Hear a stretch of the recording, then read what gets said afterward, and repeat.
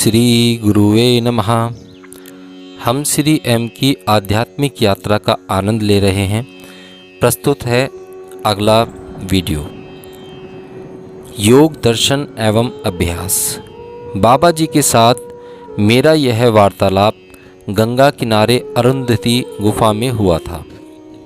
Shri M: बाबा जी, योग के सिद्धांत कितने प्राचीन हैं।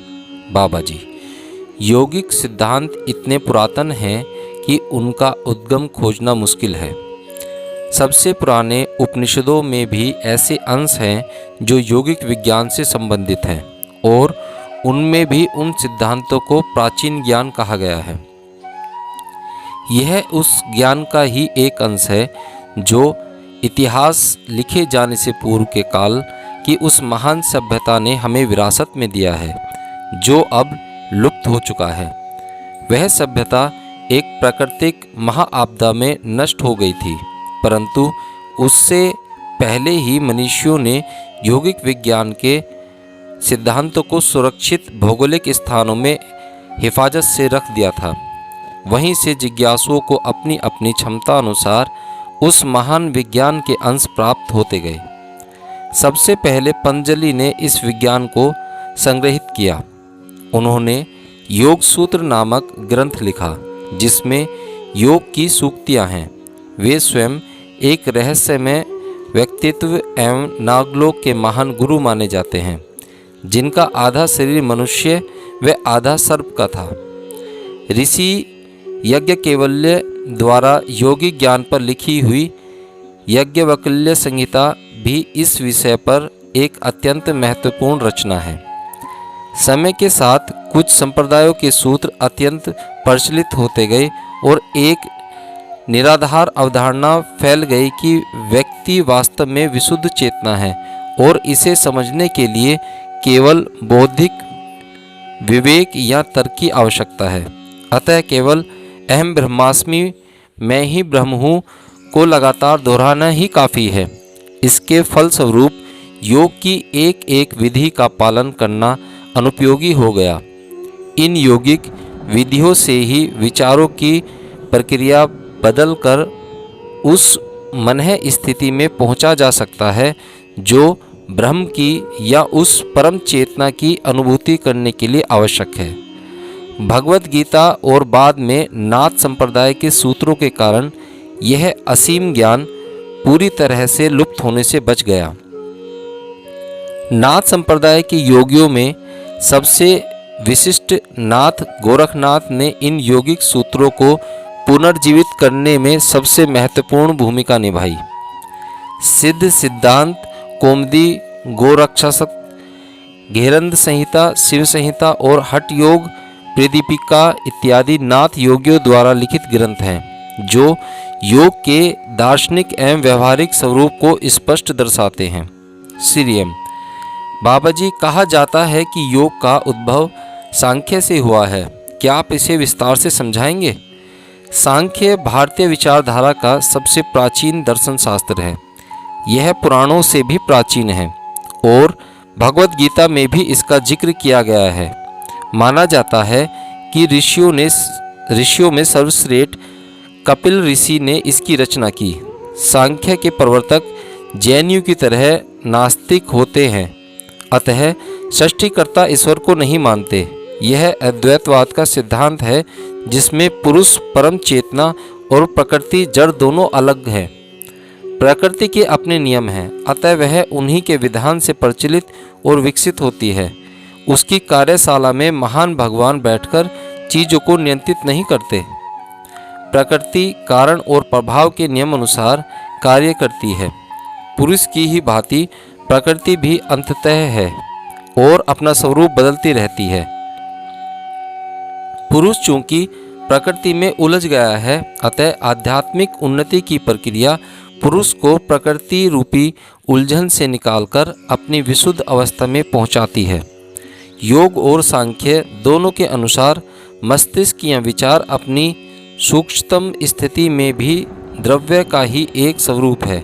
अतः योग का लक्ष्य है चित्त वृत्ति निरोध, जिसके अनुसार पहले मस्तिष्क को नियंत्रित करना और फिर उसकी गतिविधियों को स्थिर करना है, जो कि हर क्षण व्याप्त रहता है। अपने अंतर्ज्ञान से प्राप्त एक शांत चित्त जिसमें किसी प्रकार की कोई अशुद्धता न हो, कोई भटकाव न हो, वही पुरुष के परम शुद्ध मूल स्वरूप में सर्वव्यापी आनंद की अनुभूति कर सकता है। जैन परंपरा की पृष्ठभूमि भी कुछ इसी प्रकार की है। अंतर केवल इतना है कि वह शरीर और मस्तिष्क को यंत्रणा की हद तक अनुशासित करने में विश्वास करती है, ताकि मनुष्य अपनी वासनाओं और लालसाओं से ऊपर उठकर सभी प्रकार के स्थूल विकारों से मुक्त निर्वाण में स्थित स्व के आनंद का अनुभव कर सके। परंतु योग के अनुसार परिवर्तन लाने के लिए इस प्रकार के कठिन तरीकों का इस्तेमाल ठीक नहीं है। योग भोजन, निद्रा, ध्यान इत्यादि सभी को संयमित करने पर बल देता है। दर्शन की दृष्टि से योग और सांख्य में बहुत ही कम अंतर है।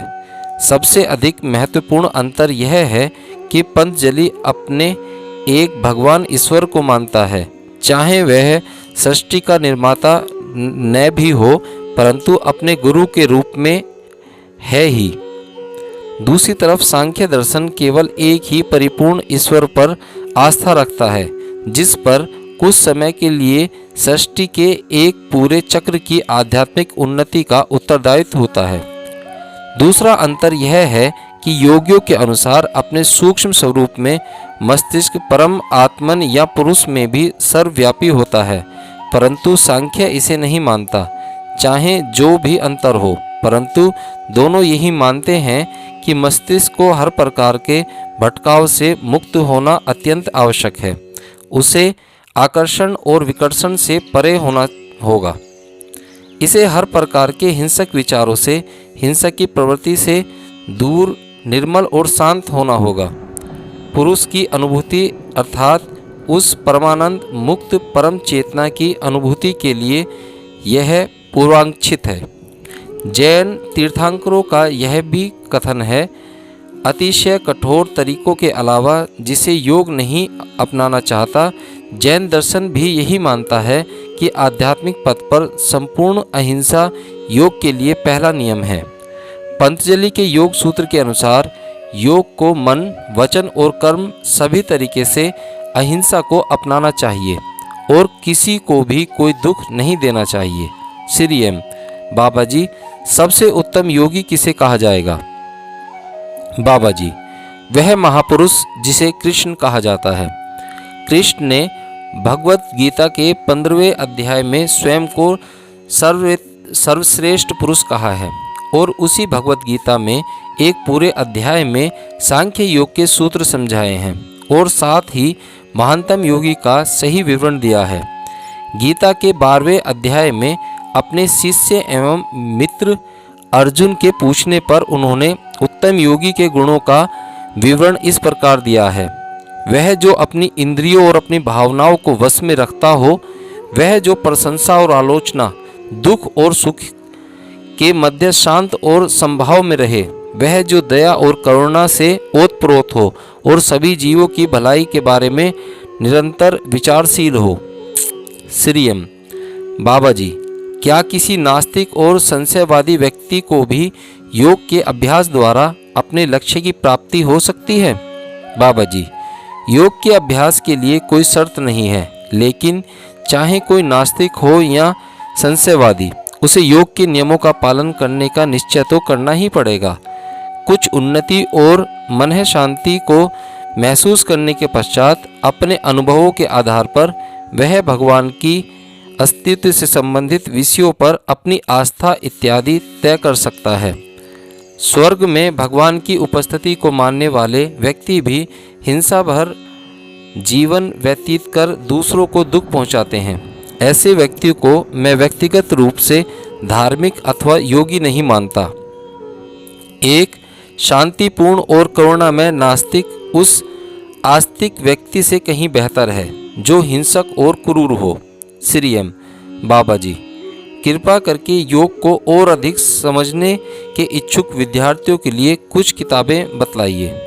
बाबा जी, अवश्य। पतंजलि की योग सूत्र नामक पुस्तक पढ़ें। योग सूत्रों पर विवेकानंद की टिप्पणी जिसका नाम है राजयोग, वह भी जरूर पढ़नी चाहिए। इसके अलावा सिद्ध सिद्धांत पद्धति और स्वातराम की हठ योग प्रदीपिका भी अच्छी पुस्तकें हैं। महान सदाशिव द्वारा पतंजलि के योग सूत्र पर लिखित अद्भुत टिप्पणी योग सुधाकर जरूर पढ़नी चाहिए। परंतु एक चेतावनी, इन पुस्तकों को पढ़ना बहुत अच्छी बात है, लेकिन इनमें दिए अभ्यास किसी प्रशिक्षक की निगरानी में ही करना उचित है। वो इसलिए कि कथित तरीके व सटीक व निश्चित हैं, जिसमें गलती करने का खतरा नहीं उठाया जा सकता। जरा सी गलती भी प्रतिकूल परिणाम दे सकती है। आओ मधु, ध्यान में बैठो, अपनी क्रिया करो और अपनी नाभि पर चक्र धारण करो। उसे अभी संतुलन करने की आवश्यकता है। अलख निरंजन।